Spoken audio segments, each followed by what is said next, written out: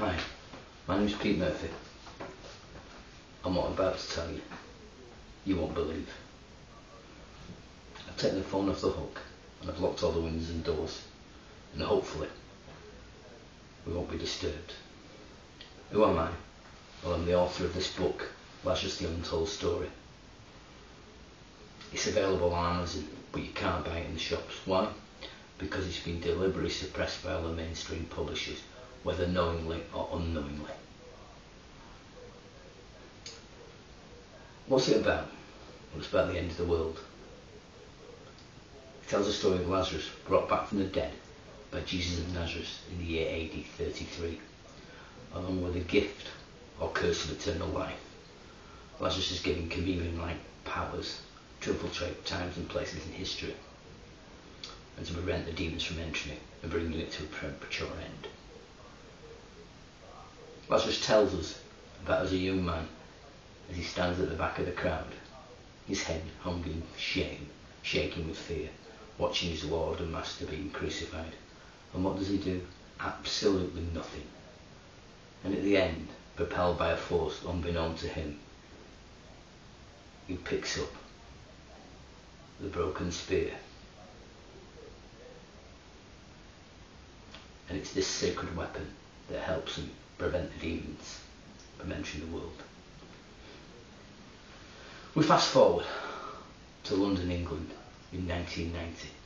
Lazarus is working for the British government. He comes back from a day at the Commons to find his apartment's been totally ransacked. Along with a few personal possessions, the spearhead from the crucifixion has been taken. Lazarus knows now it's one of the signs of the end of the world. Depressed, he decides to write about his history of his life. Perhaps it may unlock his memory and bring up with another idea how to save this world. Unbeknown to Lazarus, another character is introduced into our story. It's Lazarus' guardian angel. He takes us back 15 years in time to the northern town of Stockport, where we're introduced to 4 young 7-year-old boys. Then he takes us almost up to date, just a few days before the burglary. 3 of the young men are walking home after a night out drinking. The times are fast approaching midnight, and they meet with a demon in the guise of a friend they believe to be dead. With a cotton ball story, this individual persuades the boys to break into Lazarus' apartment and steal the spear. But when the relic is in their possession, one of the boys is persuaded by a force to keep it. So a chase takes place from London to Stockport. Not only is the life of these young men in the balance, but the fate of the world. Now, I believe it's a real good story, but I would, because I'm the author. But don't take my word for it. Don't think this is a blatant advertisement for the book. Go and check Amazon and see what individuals have said about it. But like I said, the idea for a book is a seed, and then we build, as an author, we build strands of storylines. I think it's one of these scenarios that's too close to the truth, that something doesn't want you to read it. Now, the most important thing in my life is my son, so what I'm about to say, I swear on his life, I believe is true.